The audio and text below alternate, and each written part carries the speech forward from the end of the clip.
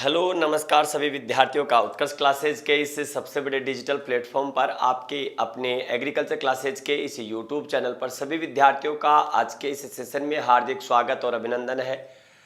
हम यहां प्रत्येक शनिवार और रविवार आपके साथ चर्चा करते हैं एग्रीकल्चर से जुड़ी हुई कुछ करंट और ताज़ा तरीन खबरों को लेकर के, और आज के इस सेशन में भी कुछ ऐसे ही क्वेश्चंस को लेकर के चर्चा करेंगे कि क्या खास बात है इन क्वेश्चंस की जो कि हमारे एग्रीकल्चर के इन क्वेश्चंस में आपके आने वाले एग्जाम्स में महत्वपूर्ण भूमिका हो सकती है। तो आइएगा एक एक करके आज के इस सेशन में कुछ महत्वपूर्ण क्वेश्चंस है उनको लेकर के हम चर्चा कर लेते हैं। तो आज के इस सेशन का पहला क्वेश्चन आपके स्क्रीन पर है और पहला ही क्वेश्चन काफ़ी चर्चा में इस समय रहा है, आप सभी को पता है। क्वेश्चन है, हाल ही में हुई ब्राज़ील नीलामी में भारतीय नस्लों में दुनिया की सबसे महंगी गाय की कौन सी नस्ल है। देखिएगा, ब्राज़ील में हाल ही में एक जिसको कह सकते हैं नीलामी हुई गायों की, और उसमें एक गाय जो आपको पीछे दिख रही है नीलामी में कितने रुपए की बिकी? 40 करोड़ रुपए की।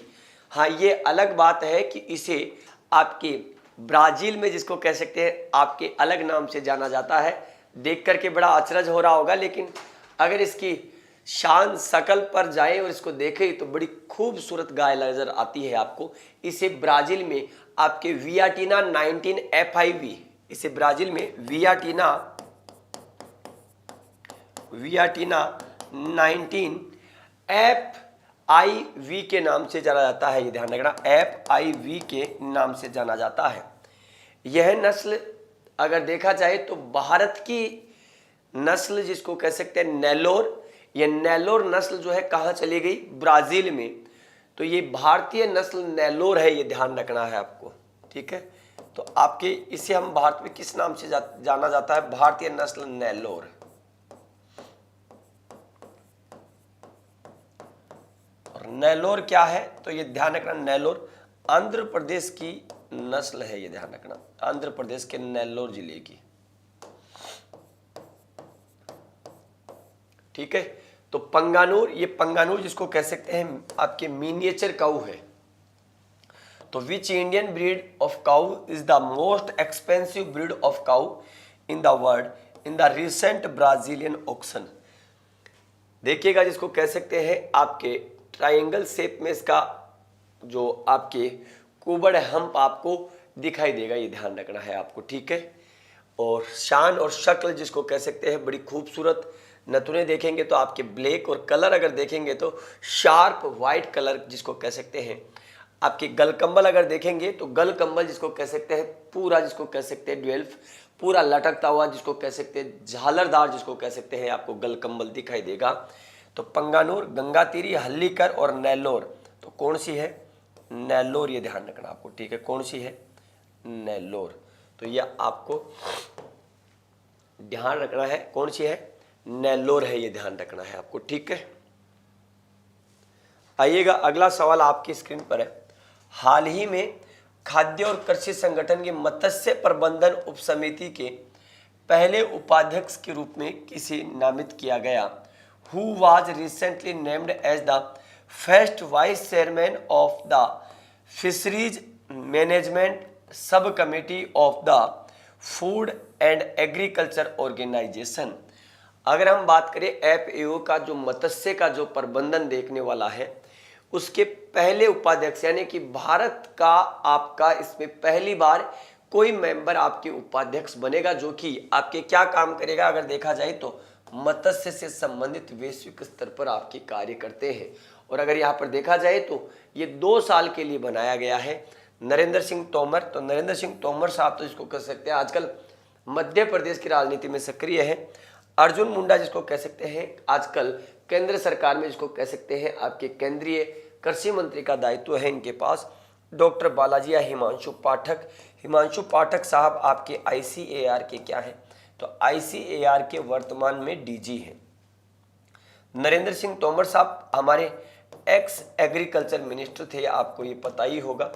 और अगर आप देखेंगे तो अर्जुन मुंडा साहब वर्तमान में एग्रीकल्चर मिनिस्टर हैं। तो डॉक्टर बालाजी को आपके हाल ही में FAO food and agriculture organisation 16 अक्टूबर 1945, आपको पता है कि 16 अक्टूबर 1945 को क्या होती है इसकी स्थापना होती है और इसी की एक सब कमेटी है, ये ध्यान रखना, क्योंकि इसमें अलग अलग कमेटियां बनी हुई है, तो इसी में एक सब कमेटी है आपके पास जो फिशरी से संबंधित है। तो इसमें उपाध्यक्ष किसे बनाया गया? डॉक्टर बालाजी को। और यहाँ पर हमें ध्यान रखना है कि 16 अक्टूबर को हम क्या मनाते हैं? विश्व खाद्य दिवस मनाते हैं। ठीक है, विश्व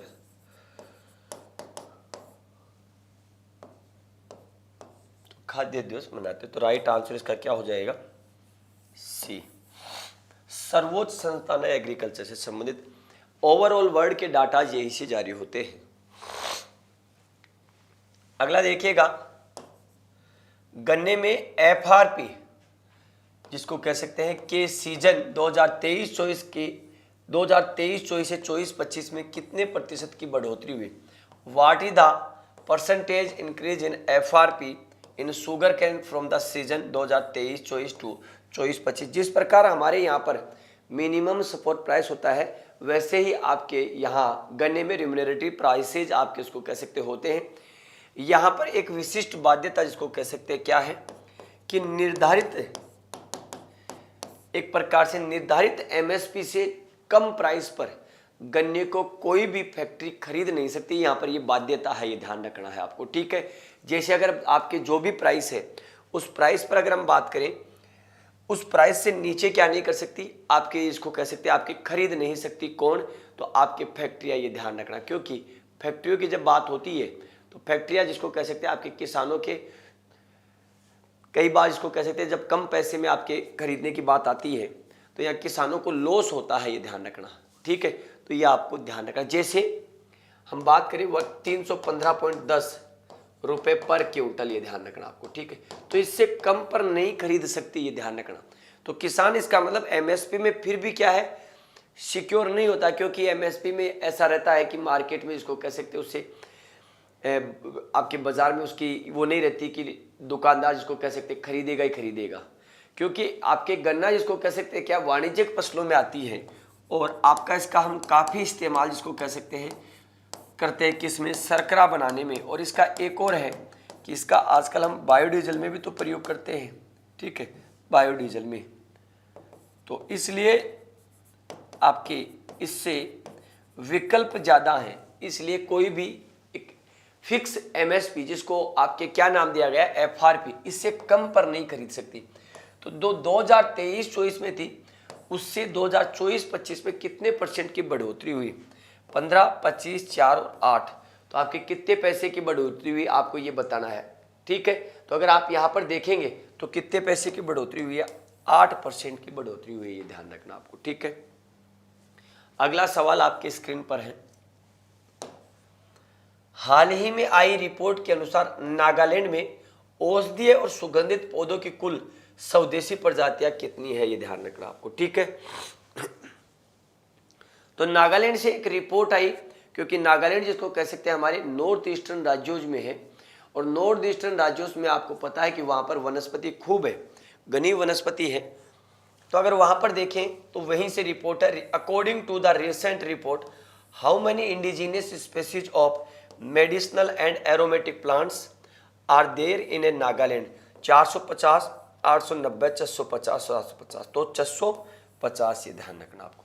अब अगर हम यहाँ पर इसके संस्थानों की बात करें, देखिएगा central institute of medicinal and aromatic plants. तो सेंट्रल का कहाँ है? सेंट्रल का है लखनऊ में, यूपी में। इसके बाद देखिएगा national institute of medicinal and aromatic plants, ये कहाँ दिखाई देता है? तो ये आपके आनंद, गुजरात में। लेकिन अगर मेडिसिनल एंड एरोमेटिक्स का बोर्ड देखेंगे तो ये दिल्ली में है, ये ध्यान रखना आपको। तो मेडिसिनल एंड एरोमेटिक बोर्ड्स, तो ये कहाँ है? आपको दिल्ली में दिखाई देता है। तो राइट आंसर इसका क्या है?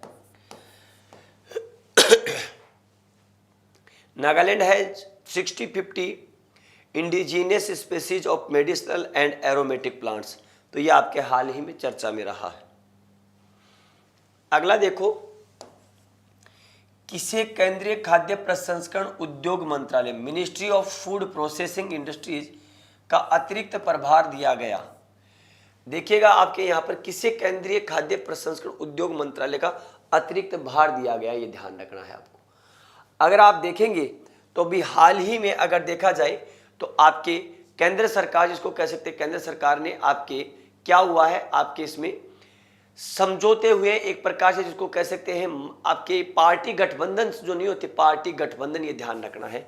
उन गठबंधन के तहत आपके क्या है, पूर्व मंत्री रामविलास पासवान के बेटे चिराग पासवान, अगर देखा जाए चिराग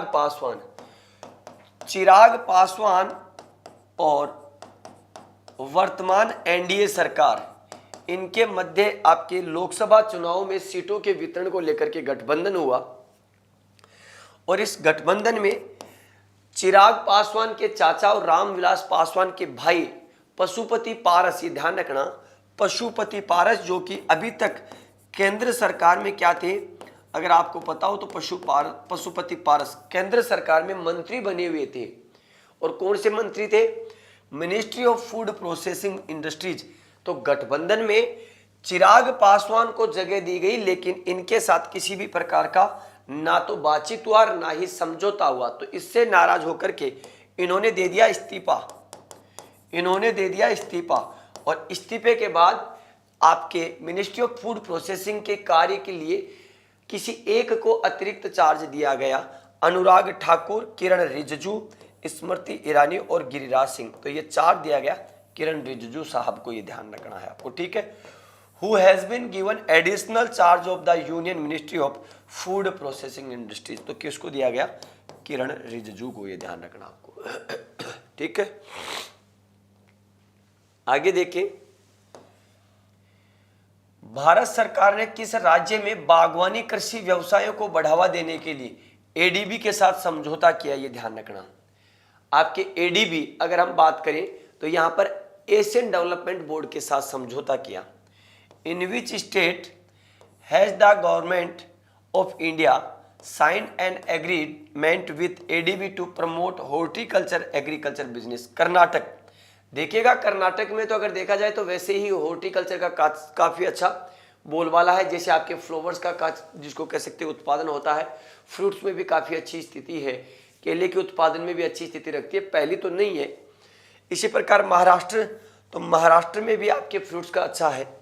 लेकिन यहाँ पर पहाड़ी क्षेत्र है हिमाचल प्रदेश, तो हिमाचल प्रदेश में आपके और कैसे अच्छा किया जा सकता है, आपके जिसको कह सकते हैं पोमोलॉजी को, इसी को लेकर के हिमाचल प्रदेश सरकार और एशियन डेवलपमेंट के बीच में क्या हुआ, एमओयू हुआ है।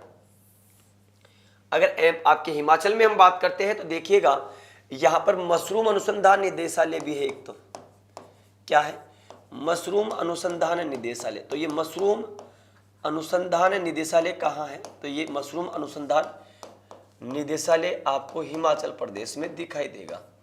इसी प्रकार अगर हम बात करें तो यहीं पर आपका हिमाचल प्रदेश में क्या है, तो central potato research institute CPRI, central potato research institute CPRI कहाँ है, यहीं आपका शिमला में है, ठीक है, शिमला हिमाचल प्रदेश में है, ये ध्यान रखना। तो यहाँ पर वैसे मशरूम सिटी, तो आपको ये पता होगा कि मशरूम सिटी किसे कहा जाता है, तो मशरूम सिटी शिमला को कहा जाता है, ठीक है। आगे देखें अगर, तो यहां देखो,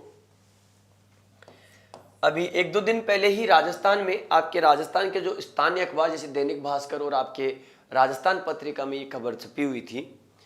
अभी हाल ही में राजस्थान में आलू की लाल, पीले और बैंगनी रंग की किस्में किस जगह से विकसित की गई है, from which place were red, yellow and purple varieties of potato developed recently in Rajasthan. देखिएगा कुफरी मणिक है, कुफरी नीलकंठ है, इनको लेकर के आपके हमारे यहाँ विकास चल रहा है। मैं कुछ वेराइटीज का नाम लिखा हूँ आपको, जैसे कुफरी मणिक, कुफरी नीलकंठ, ठीक है, कुफरी नीलकंठ, इनमें क्या है अगर आप देखेंगे तो अलग अलग प्रकार के आपको जो है आलूज आपको दिखाएंगे। जैसे कुफरी आपके ललित, ठीक है, कुफरी ललित,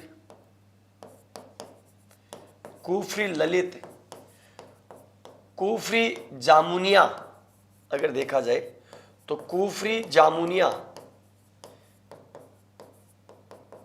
इन सभी वैरायटीज का डेवलपमेंट जिसको कह सकते हैं, इनके आपके अनुसंधान हमारे राजस्थान में चल रहे हैं, ये ध्यान रखना है आपको, ठीक है। किसके सहयोग से? तो आपके सेंट्रल पोटैटो रिसर्च इंस्टीट्यूट के सहयोग से आपके चल रहा है। एक जैसे कुफरी सिंधूरी, कुफरी सिंधूरी, तो आपकी ये कुछ वैरायटीज है जिनके डेवलपमेंट का कार्य यहाँ पर चल रहा है। तो ये सारी की सारी रंगीन वैरायटी है, कुफरी मणिक, कुफरी नीलकंठ, कुफरी सिंधूरी, कुफरी ललित और कुफरी जामुनिया। तो ये आपके राजस्थान में agriculture research station Ummedganj Kota, अगर आप देखेंगे तो ARS उम्मेदगंज कोटा और CPRI central potato rice research institute जिसको कह सकते हैं, इनके सहयोग से हमारे राजस्थान में क्या चल रहा है, इनका डेवलपमेंट का कार्य चल रहा है, ये ध्यान रखना आपको, ठीक है। तो आपसे राजस्थान में पूछा जा सकता है कि कौन सी आलू की वैरायटीज पर कार्य चल रहा है, कुफरी मणिक, कुफरी नीलकंठ, कुफरी सिंधूरी, कुफरी ललित और कुफरी जामुनिया। तो आपके इन्हीं के नाम के आधार पर इनके रंग जो है वो आपके इंडिकेट होते हैं, ये ध्यान रखना है आपको, ठीक है। अगला सवाल, हाल ही में किस राज्य की GCC एक कोऑपरेटिव है, ये ध्यान रखना, गोरेनिका कोऑपरेटिव की अराकू कॉफी को जैविक प्रमाणन पत्र मिला। अब ये जैविक प्रमाणन पत्र जो है आपके नेशनल NPOP जिसको कह सकते हैं, ठीक है, NPOP के माध्यम से दिया जाता है। अगर आप देखेंगे तो इसे हम क्या कह सकते हैं, national production of organic program या national program of organic product के लिए दिया जाता है। और ये मिनिस्ट्री ऑफ कमर्शियल जो होती है उसके द्वारा, उसके साथ इसका संयोजन है। तो recently Araku coffee of which state GCC has got organic certificate? Kerala, Andhra Pradesh, Paschim Bangal और उत्तर प्रदेश। तो आपको बताना किसको दिया गया आपके, तो ये आपके अगर आप बात करेंगे अराकू कॉफी की तो ऐसे अराकू और ऐसे आंध्र प्रदेश, ये ध्यान रखना। तो आंध्र प्रदेश की अराकू कॉफी को जैविक प्रमाण पत्र मिला है, ये ध्यान रखना है आपको। इससे क्या होगा, इससे आपके इस कॉफी की मार्केट प्राइस में आपको हाइक देखने को मिलेगी, क्योंकि क्या प्रमाण पत्र मिला है, जैविक प्रमाण पत्र मिला है। यह सवाल देखिएगा अभी चर्चा में रहा है, गेहूं ब्लास्ट एशिया में हाल ही में फैलने वाली पौधों की बीमारी में से एक है। अमूमन इस बीमारी को जिसको कह सकते हैं नहीं देखा गया, लेकिन इस बार इसका प्रकोप देखा गया एशिया कॉन्टिनेंट में, क्योंकि आपको पता है कि विश्व में सर्वाधिक गेहूं के उत्पादन करने वाले और क्षेत्रफल के मामले में चाइना और आपका भारत अग्रणी राज्यों में शामिल है। तो वहीं पर आता है गेहूं ब्लास्ट एशिया में हाल ही में फैलने वाली पौधों की बीमारी में से एक है। Wheat blast is one of the recent plant disease outbreaks in Asia. गेहूं का ब्लास्ट पक्सिनिया ग्रेमिनस के कारण होता है, गेहूं का ब्लास्ट फ्यूजेरियम ग्रेमिनस के कारण होता है, गेहूं का विस्फोट मैग्नेपर्था ओराइजा ट्रिटिकम के कारण होता है, गेहूं का ब्लास्ट मुख्य रूप से स्पाइक और बालियों को प्रभावित करता है। अगर आप यहां पर देखेंगे तो गेहूं की बालियां कुछ ग्रीन और कुछ आपके क्या है येलो हो रही है, बीच में से हरिहर आदि सूख गई।